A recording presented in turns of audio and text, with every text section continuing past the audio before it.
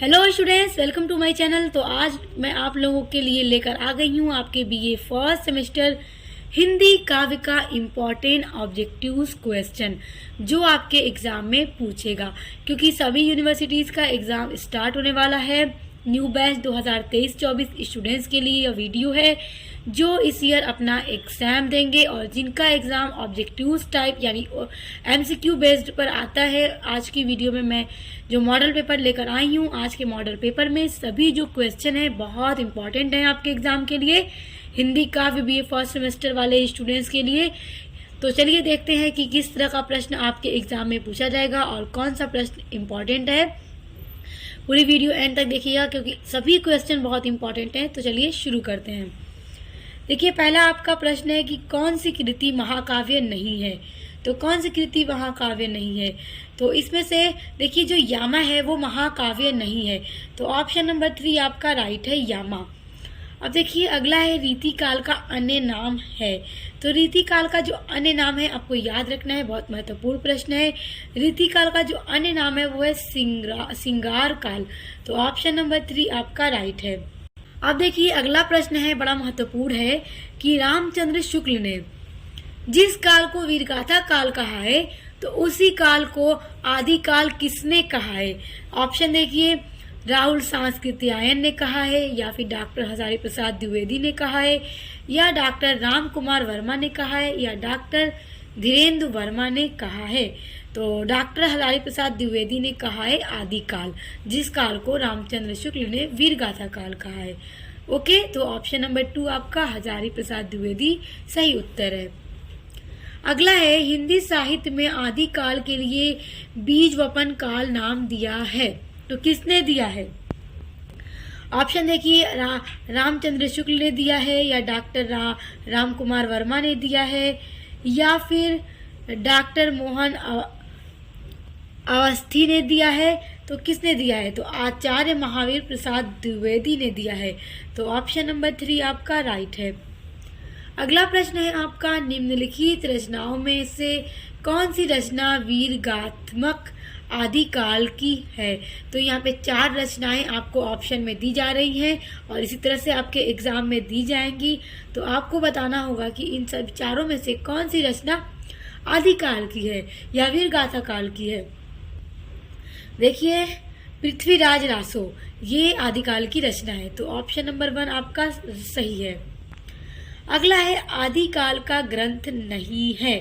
तो इन निम्नलिखित आपके जो विकल्प दिए गए हैं, ऑप्शन दिए गए हैं, इनमें से कौन सा आदिकाल का ग्रंथ नहीं है। तो पद्मावत आदिकाल का ग्रंथ नहीं है। तो ऑप्शन नंबर 4 आपका राइट है। अगला देखिए, निम्नलिखित में से कौन सा ग्रंथ आदिकाल का है। तो अब बताना है आपको कि आदिकाल का ग्रंथ कौन सा है। तो आपको ये भी याद रखना होगा और कौन सा ग्रंथ आदिकाल का नहीं है वो भी याद रखना होगा। तो यहाँ देखिए आप ऑप्शन नंबर 3 देखिए, बीसल देव रासो ये जो ग्रंथ है ना, ये आदिकाल का ग्रंथ है। तो ऑप्शन नंबर 3 आपका सही उत्तर है। अगला है, आलाखंड का दूसरा नाम है। तो आलाखंड का दूसरा नाम क्या है। देखिए अपना ऑप्शन नंबर 2 देखिए, परमाल रासो। तो ये सही नाम है, दूसरा नाम है। तो ऑप्शन नंबर 2 परमाल रासो आपका सही उत्तर है। अब देखिए आपका अगला प्रश्न है, हिंदी का प्रथम महाकाव्य माना जाता है। तो पृथ्वीराज रासो को हिंदी का पहला महाकाव्य माना जाता है। तो ऑप्शन नंबर 1 आपका पृथ्वीराज रासो आपका सही उत्तर है। अगला आपका प्रश्न है, देखिए बहुत महत्वपूर्ण प्रश्न है और ये प्रश्न आपसे पूछेगा जरूर। एक एक प्रश्न आपके लिए बहुत इंपॉर्टेंट है, एक एक नंबर के प्रश्न होंगे आपके ऑब्जेक्टिव्स में और आपको पूरे नंबर मिलेंगे। बस आप सारी वीडियोस को देखिए ध्यान से और हर क्वेश्चन को याद कर लीजिए। अब देखिए, हिंदी का प्रथम कवि माना जाता है। तो देखिए हिंदी का प्रथम कवि किसको माना जाता है। तो सर हपा को माना जाता है। तो ऑप्शन नंबर 2 आपका राइट है, सर हपा। अगला है, वीरगाथा काल के कवि हैं। तो वीरगाथा काल के कवि हैं चंद बरदाई। तो ऑप्शन नंबर 4 आपका राइट है, चंद बरदाई। अगला है आपका, हिंदी साहित्य के इतिहास में निम्न में से किस काल को स्वर्ण युग कहा जाता है? तो किस काल को कहा जाता है? भक्ति काल को कहा जाता है। तो ऑप्शन नंबर 3 आपका सही उत्तर है। अगला है आधुनिक युग की मीरा है। आधुनिक युग की मीरा कौन है आपको बताना है। बताइए कौन है? महादेवी वर्मा है। महादेवी वर्मा को आधुनिक युग की मीरा कहा जाता है। तो ऑप्शन नंबर 1 आपका राइट है। अगला है भक्ति कालीन कवि है। तो भक्ति कालीन कवि कौन है? कुंभन दास। कुंभन दास भक्ति कालीन कवि है। ऑप्शन नंबर 2 आपका राइट है। मैं बार बार आपसे कह रही हूँ कि यही सारे प्रश्न आते हैं एग्जाम में, बहुत महत्वपूर्ण है। अब देखिए अगला है निम्नलिखित में से कौन भक्ति काल का महाकाव्य है? तो कौन है भक्ति काल का महाकाव्य? रामचरितमानस है। ऑप्शन नंबर 1 आपका राइट है। अब देखिए अगला है अष्टछाप के कवियों का संबंध है भक्ति काल की किस शाखा से? अष्टछाप कवियों का संबंध भक्ति काल की किस शाखा से है? तो कृष्ण भक्ति शाखा से है। देखिए ऑप्शन नंबर 3 आपका राइट है। अब देखिए अगला आपका प्रश्न है कि कबीर दास भक्ति काल की किस काव्य धारा के कवि हैं? तो भक्ति काल के किस काव्य धारा के कवि हैं कबीर दास? संत काव्य धारा के हैं, क्योंकि ये संत थे, तो संत काव्य धारा के कवि हैं। अगला देखिए कबीर के दोहों को नाम से जाना जाता है। किस नाम से कबीर के दोहों को जाना जाता है? तो साखी नाम से जाना जाता है। ऑप्शन नंबर 3 आपका राइट है। अब देखिए अगला है कबीर वाणी के डिक्टेटर है कथन है। तो ये कथन किसका है कि कबीर वाणी के डिक्टेटर हैं? तो ये कथन है आचार्य हजारी प्रसाद द्विवेदी का। ऑप्शन नंबर 3 देखिए आपका राइट आंसर है। अब अगला है संत काव्य धारा के कवि नहीं है। तो यहाँ पे 4 ऑप्शन दिए जा रहे हैं, बताइए इनमें से कौन से कवि संत काव्य धारा के नहीं हैं? तो कबीर दास तो हैं, तो कौन नहीं है? तो सभी हैं। कुतुबन नहीं है। तो ऑप्शन नंबर 3 कुतुबन आपका सही उत्तर है। अब देखिए अमीर खुसरो कवि हैं। अमीर खुसरो किस काल के कवि हैं? तो अमीर खुसरो जो हैं वो भक्ति काल के कवि हैं। देखिए भक्ति काल के कवि हैं अमीर खुसरो। तो ऑप्शन नंबर 2 आपका सही उत्तर है। अब देखिए अगला आपका प्रश्न है विद्यापति कवि हैं। तो किस काल के? भक्ति काल के कवि हैं। Option number 2। ऑप्शन नंबर 1 आपका राइट है। अब देखिए अगला है भक्ति काल की प्रेमाश्रयी शाखा के कवि हैं। तो कौन है? तो मंझन है। ऑप्शन नंबर 3 आपका राइट है। अब अगला है आपका प्रेमाश्रयी भक्ति शाखा के प्रतिनिधि कवि हैं। तो जायसी है। ऑप्शन नंबर 4 आपका सही है। अब देखिए अगला है प्रेमाश्रयी सूफी काव्य धारा का संबंध किससे है? तो किससे संबंध है? निर्गुण भक्ति से संबंध है। तो ऑप्शन नंबर 3 देखिए निर्गुण भक्ति इसी से संबंध है। अब देखिए अगला है तुलसीदास ने रामचरितमानस की रचना की है।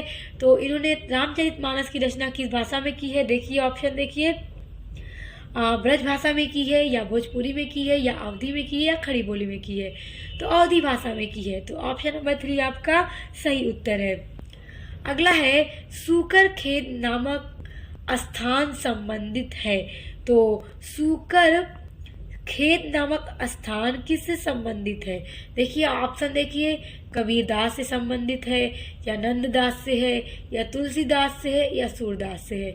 तो इस स्थान का संबंध तुलसीदास से है। अब देखिए अगला है आपका रुनकता नामक स्थान संबंधित है। तो रुनकता नामक स्थान किससे संबंधित है? तो सूरदास से है।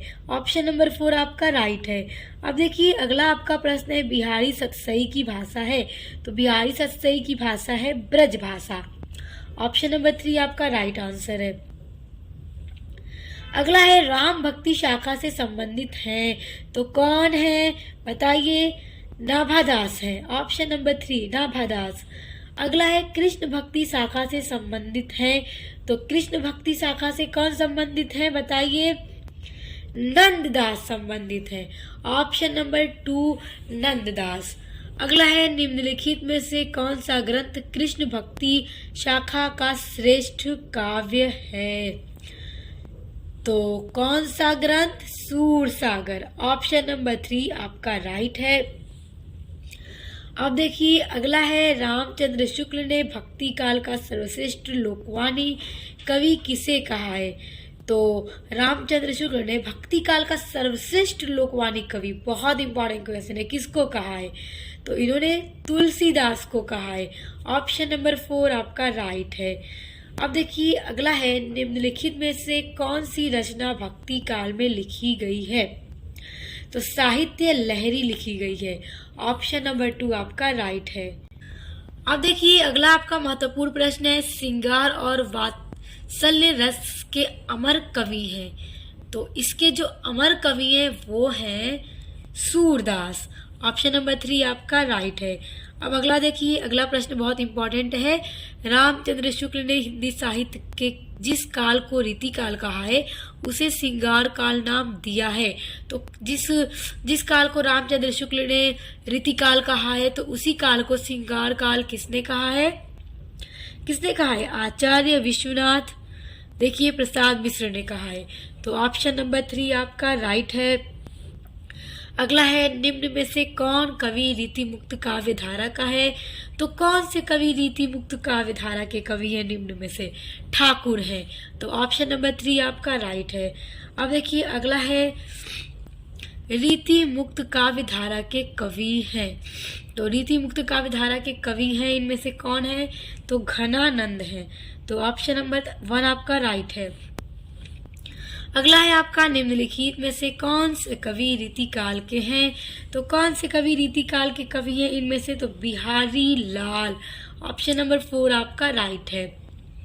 अगला देखिए, निम्नलिखित में से रीति काल कवि कौन सा है? तो कौन सा है? तो घनानंद है।